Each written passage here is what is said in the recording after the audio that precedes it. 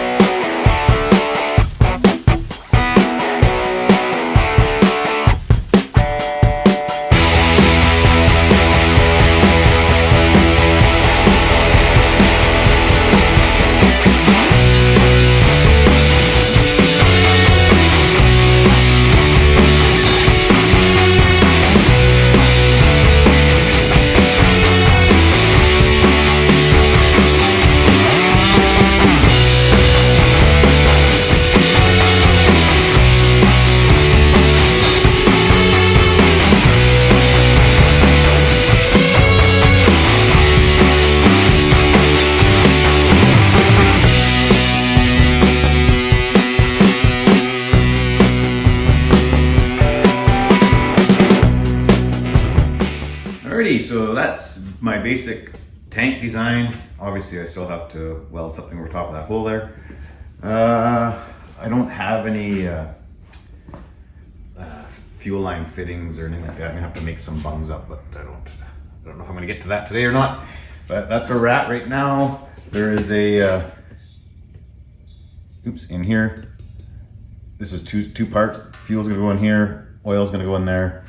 I have a couple spots. I got to pressure test this, but I have a couple spots already that I'm pretty sure I'm gonna have leaks. So I'm gonna touch that up right now and then seal up that hole, and I guess I'll have to pressure test it and see where we're at.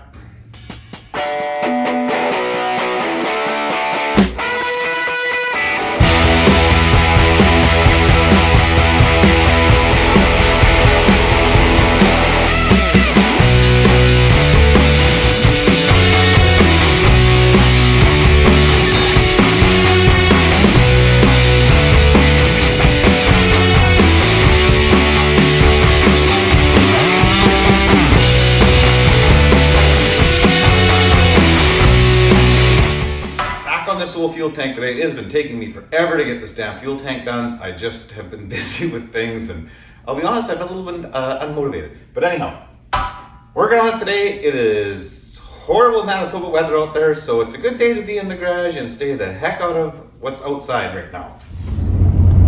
So this is what it's like outside today. So this is the reason I'm working inside a garage today. So I have my basic shape and design of my tank done. Seeing there's a section in here for oil and a section for fuel, I have to put two caps on it. So I'm gonna use this guy, cut him in half. It's gonna kind of get mounted on the side over here, obviously more like that. Got some nipples for the fuel lines and vent lines. I had these bushings to mount this with. Apparently I only have two that have little inserts, so I guess I'll have to make up some inserts for that. But right now I'm gonna take this guy here and cut it, drill it, tap it, and make some bungs for my fuel lines and vent lines.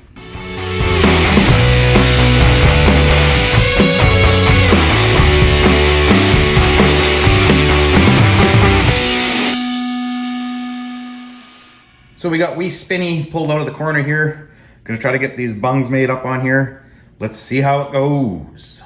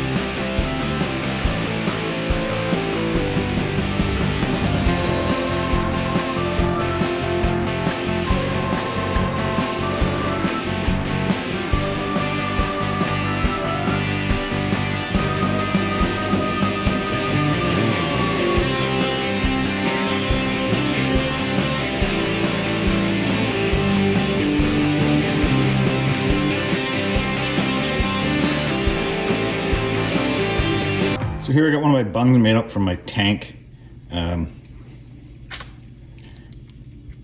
Basically looks like that. Drill a hole in my tank. Can weld that guy in on here.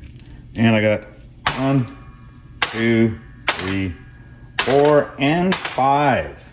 5, you may ask? Well, because one side's oil, one side's gas. So I need 2 on the bottom. I need 2 on the top for a vent. And this is the existing oil tank out of the snow machine, which I have mounted on here temporarily.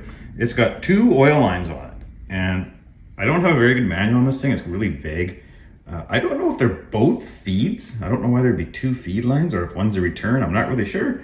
So I'm probably just gonna put 2 bungs in the bottom of that oil tank. So it's gonna be basically the same as this, because I'm not really sure.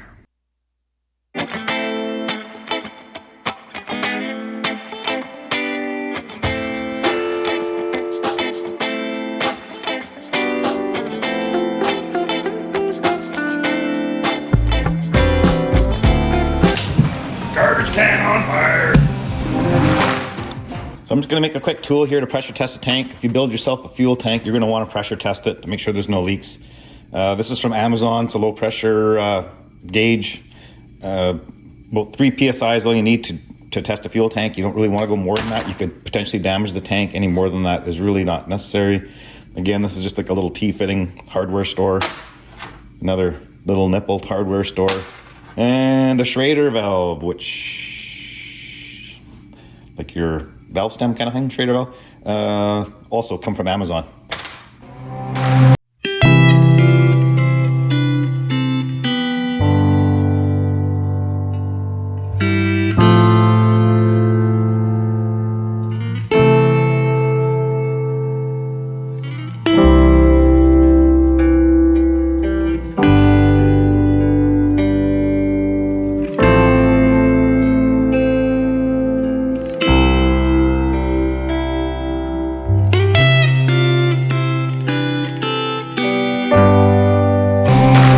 Okay, so I got my little homemade tool there hooked up to my fuel tank. Just a piece of fuel line hooked on there. Actually, I'm not even sure if that's fuel line, but it fits, it works for now. Want to get, like I said, about 3 PSI in there. I don't know if you can see that good on the camera.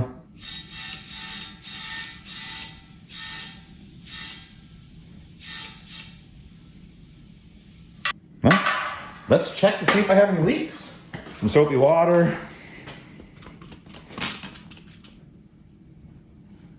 I see I have one little pinhole there that needs to be fixed up. I thought I had one there, but oh yeah, I do.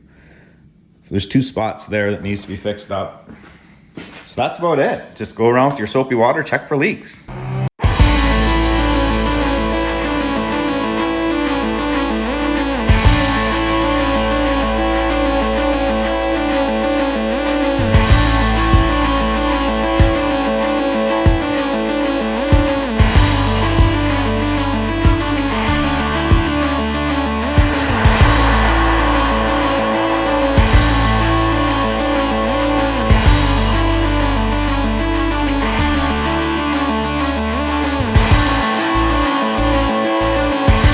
Okay, so for my next trick, I want to mount this like right here. So yeah, trying to get this hole might be a little tricky. But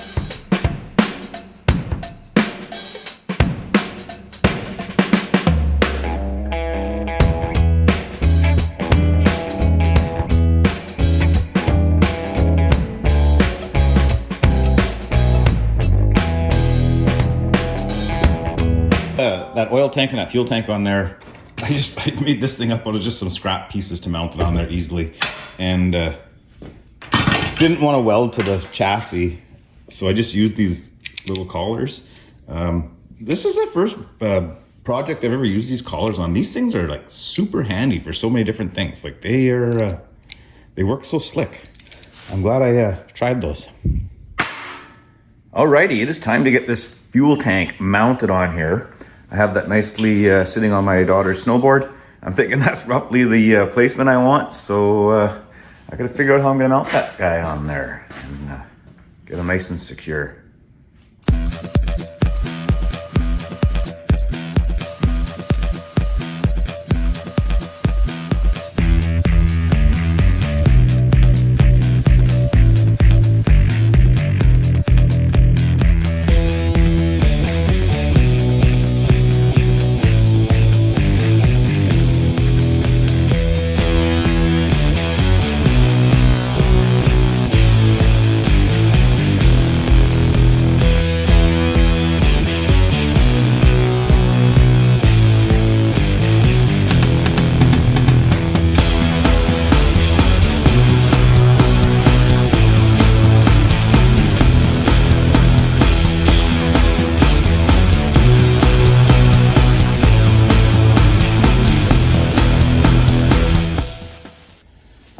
Okay, I got this guy mounted or made up. I'm gonna make a few more of these. The purpose of this guy is mounting spots on my frame. My plan is to be able to drill a 3/4 inch hole in the tubing. This guy will drop in there like that. Can weld him in there, nice and clean. Place to, nice and clean place to bolt to. So yeah, that's my plan there. It might be a little overkill, but yeah, I just trying to make it look neat and pretty.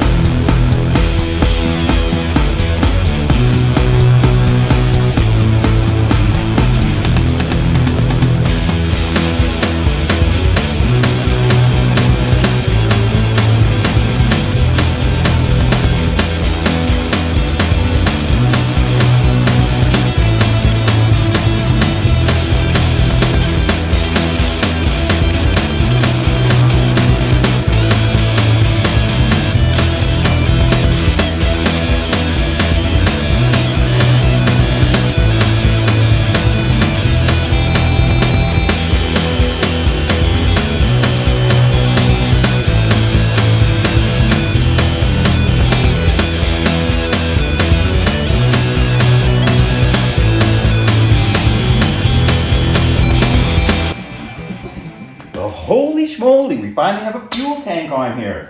It's about time. So I went with the old school fuel level gauges.